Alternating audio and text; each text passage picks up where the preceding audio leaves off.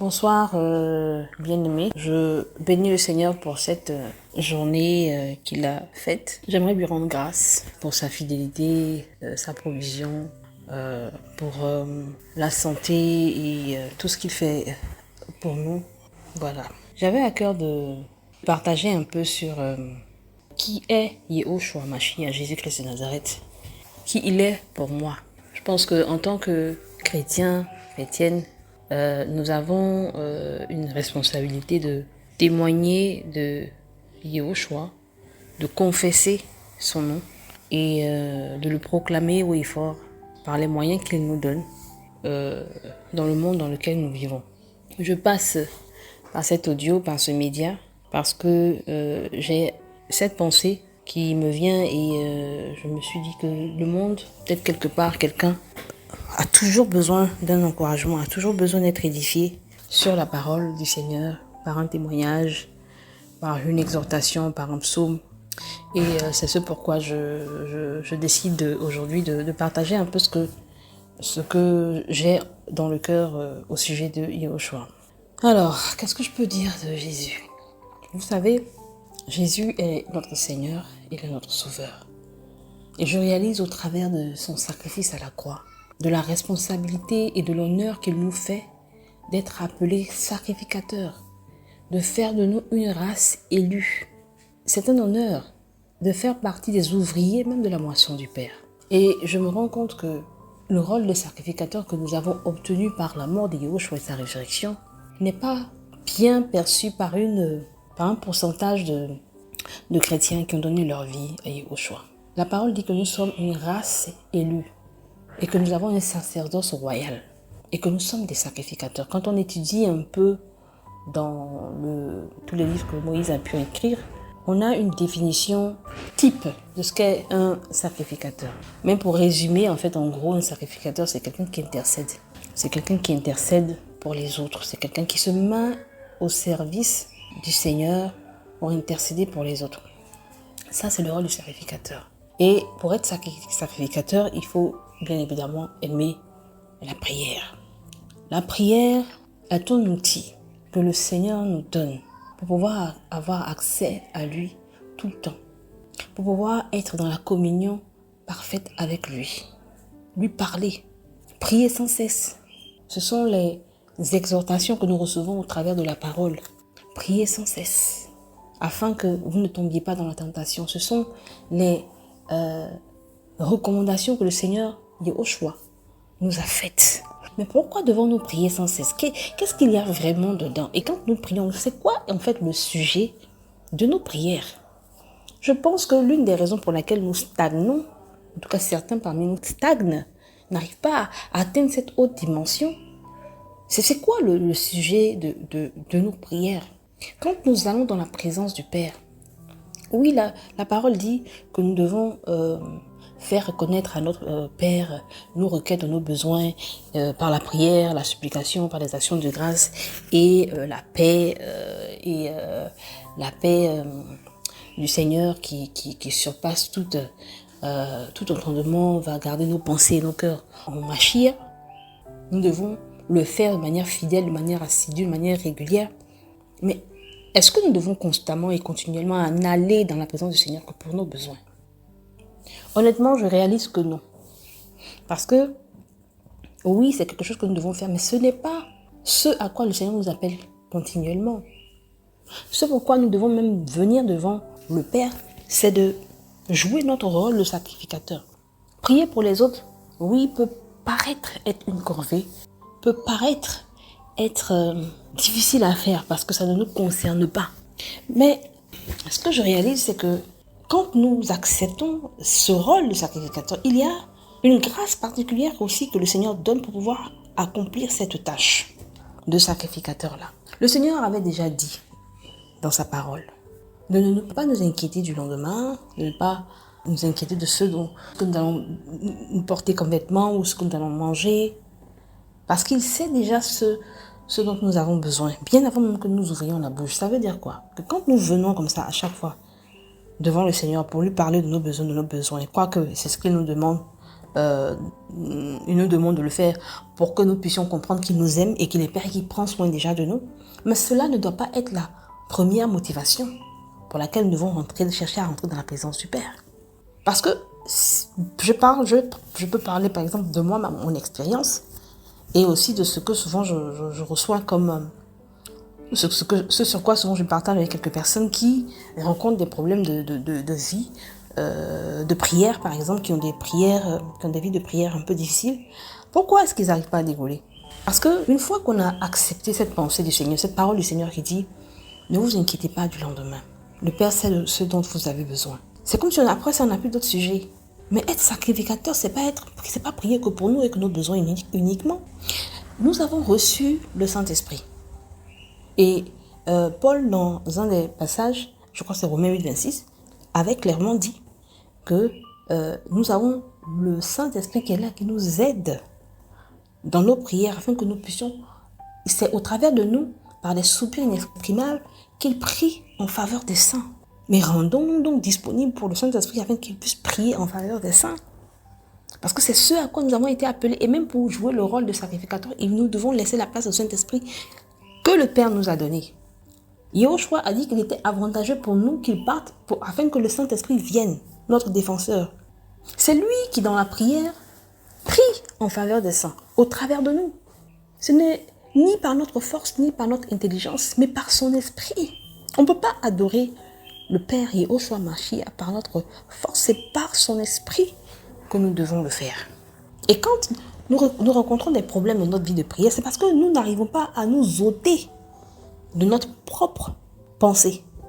Nous n'arrivons pas à faire de la place au Saint-Esprit et à laisser le Saint-Esprit en nous prier pour les sujets qui concernent le royaume. La parole dit que le Saint-Esprit connaît les pensées du Père. Et c'est donc en accord avec les pensées du Père qu'il prie. Ce que nous devons faire, c'est laisser le Saint-Esprit prier en nous, afin que le royaume du Seigneur avance. C'est ça le rôle du sacrificateur. Et vous verrez, et nous verrons, que plus nous sacrifierons, parce que c'est un sacrifice, mine de rien, c'est s'oublier soi-même, renoncer à soi-même, se rendre disponible pour le Seigneur dans la prière. Non pas pour venir juste décharger nos fardeaux et nos besoins, mais pour aussi nous rendre disponibles pour le Seigneur, pour prier en faveur des saints. Vous allez voir que votre vie de prière va exploser. Si vous vous rendez disponible comme ça pour le Saint-Esprit, afin qu'il puisse vous utiliser afin de faire de vous ce pourquoi vous êtes né de nouveau, ce pourquoi vous êtes né d'en haut. Quand la parole dit que c'est le Seigneur Yahushua qui fait germer notre foi, qui fait croître notre foi, c'est lui qui est l'auteur de notre foi. Mais croyez cela, c'est vrai. Parce que, je me souviens une fois, le Seigneur m'a surpris, il m'a étonné. On avait un besoin au niveau de notre famille. Et je me souviens que quand je suis venue dans la présence du Seigneur, je lui ai parlé de ça. Mais pas avec un fardeau lourd, comme si j'avais pas ces choses, ma vie en dépendait, et que bon voilà, j'avais vraiment besoin de cette chose. J'ai juste mentionné ça dans la prière pour dire, ah Seigneur, voici ce besoin que nous avons. Je te le présente. Je sais que tu sais ce que c'est. Mais comme c'est dans mon cœur, je te le présente et puis je passe à autre chose parce que je veux me rendre disponible pour toi. Je vous assure que quelque temps après, le Seigneur nous a étonnés. Je n'en avais parlé de ça à personne, c'était juste en famille. Mais le Seigneur a touché des hommes qui ne connaissaient pas le Seigneur, a touché des païens pour venir subvenir aux besoins particuliers que j'avais présentés au Seigneur. Et dès ce moment, dès ce jour, j'ai compris que même prier pour... souvent d'autres prient pour des maisons, d'autres prient pour des enfants, d'autres prient pour des ceci. Oui, c'est bien, par moments, on est peut-être amené à le faire. Mais vraiment, laissons le Seigneur, même ce que je recommande maintenant aujourd'hui, c'est laissons le Seigneur même choisir ces détails-là pour nous. Je vous assure. Vous serez épatés, éblouis par ce que le Seigneur fait. Éblouis par ce que le Seigneur fait. Pour dire que quand nous venons devant le Seigneur, il est fidèle. Et il nous exauce toujours. Autre point que je voulais partager, c'est pourquoi est-ce que nous devons être sacrificateurs. Être sacrificateur, c'est aussi une preuve d'amour envers Yahushua Mashiach. Celui qui est mort à la croix pour nous, qui est ressuscité, qui a tout accompli à la croix et qui nous a donné autorité dans les lieux célestes pour marcher sur les scorpions et les serpents. C'est un acte de foi que de remplir ce rôle de sacrificateur, que de porter les vêtements de sacrificateur que le Seigneur nous offre. C'est une marque d'amour de notre part envers Yahushua, nous rendre disponibles pour la prière. Non seulement la prière nous fait du bien parce qu'elle nous laisse avec une paix, non pas la paix qui vient de ce monde, mais une paix qui vient de lui. Mais en plus de cela, c'est une marque d'amour. C'est pas beaucoup qui parmi nous ont peut-être la possibilité ou bien l'opportunité d'aller ici et là, partager l'évangile dans les villages ici et là, ou qui n'ont peut-être pas les capacités particulières de pouvoir partager Christ peut-être autour d'eux. Mais la prière, c'est quelque chose que le Seigneur demande à tous. Et l'ennemi a réussi à nous faire accepter que la prière était une corvée, que la prière était difficile, que la prière était compliquée, que la prière était floue, que la prière n'est pas exaucée. Beaucoup de nous, nous tâtonnons quand il s'agit de prier, nous ne savons même pas souvent quoi dire. Mais la parole aussi pourvoit à cette question. Nous ne savons pas quoi dire dans notre prière, mais l'Esprit, il sait. Laissons l'Esprit en nous parler. Laissons l'Esprit en nous faire le travail, ce pourquoi il est là. Laissons l'Esprit en nous enseigner. La Bible dit que la parole nous enseigne. Laissons la place à l'Esprit. Oublions-nous un peu. Et nous allons remarquer que les prières que nous faisons agissent. Parce que nous sommes sacrificateurs et donc nous avons autorité. Nous pouvons proclamer des paroles. La parole est remplie de plein de promesses du Seigneur. Elle est remplie aussi des principes et des prophéties, oui. Mais nous pouvons proclamer les promesses du Seigneur sur nos vies, sur la vie de nos parents, sur la vie de notre nation, sur les âmes du Seigneur. Nous pouvons proclamer des paroles. Nous pouvons nous joindre au Seigneur dans cette moisson pour faire avancer son royaume et l'aider à gagner des cœurs. Nous devons bien évidemment prier le Seigneur pour qu'il nous maintienne dans la sanctification, dans l'obéissance. Nous devons tout faire pour rester humble. Et si le Seigneur nous permet de savoir nous discipliner pour que nous puissions être sensibles à sa voix et nous soumettre à sa voix. Mais n'oublions pas que le rôle de sacrificateur, c'est le rôle de tout enfant d'Élohim. C'est le rôle de tout enfant d'Élohim. Et c'est quelque chose que nous devons chercher à comprendre et à maîtriser. Le Seigneur dit dans sa parole, cherchez le royaume des cieux et sa justice plus que tout, et le reste vous sera donné par-dessus. Prions au Seigneur pour savoir comment est-ce qu'il veut qu'on cherche le royaume. Ça veut dire quoi chercher le royaume? Le Seigneur dit dans sa parole que il arrivera un temps où les gens n'allaient plus adorer qu'à Jérusalem, mais qu'ils allaient le faire en esprit et en vérité. Mais demandons au Seigneur ce que ces choses veulent dire. C'est quoi adorer en esprit? C'est quoi adorer en vérité? Le Saint-Esprit est là, disponible pour nous. Ayons la foi et attendons le Seigneur agir. Attendons le Seigneur nous donner des réponses claires. Et vous verrez que quand vous allez faire ces choses, votre vie de prière sera différente. C'est-à-dire que quand vous vous levez pour la prière, vous savez que vous n'allez pas revenir de cette séance de prière avec le Seigneur. Vous n'allez pas revenir la même personne. Et l'ennemi, sachant ça, il fait tout pour combattre cela. Parce qu'il sait que quand vous ne priez pas, vous êtes faible. Parce que tout chrétien a quand même besoin de la paix intérieure. Gardez votre cœur plus que toute autre chose. Car d'elle provient la source de la vie. Des sources de la vie, je paraphrase. Faisons tout pour garder notre cœur par la prière. Par la prière. Quelqu'un disait une fois que la prière, c'est la respiration du chrétien. Sans prière, frères et sœurs, il n'y a rien. Sans prière, frères et sœurs, il n'y a rien. Donc, je voulais juste partager un peu sur ça. C'est vrai que j'avais commencé avec un titre qui disait « Qui est Yahushua pour moi ?» Mais c'est plutôt la pensée de ce que la prière est pour nous qui était dans mon cœur.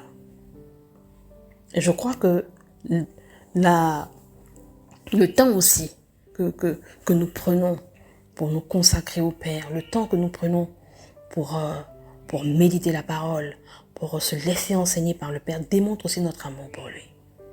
Nous nous rendons disponibles et nous le laissons nous façonner pour qu'il puisse nous utiliser. C'est une marque d'amour. Quoi de plus que d'offrir notre vie en sacrifice pour Yahushua? Lui qui a subi le sacrifice majeur pour nos vies et qui a fait de nous les sacrificateurs que nous sommes. Quand nous rentrons dans ce rôle, quand nous acceptons de rentrer dans ce rôle, nous acceptons la croix. Et nous honorons la croix. Nous honorons la croix, nous honorons le sacrifice qu'il a fait, qu'il a payé pour nous. C'est une manière pour nous de l'élever, de l'honorer, de le glorifier, de lui obéir, de le laisser être Seigneur sur nos vies. Quand nous acceptons le rôle de sacrificateur et les responsabilités, les enjeux qui viennent avec ce rôle, nous élevons Yahushua dans nos vies. Et nous proclamons dans le monde spirituel que oui, nous sommes enfants du Mashiach, nous sommes enfants d'Élohim.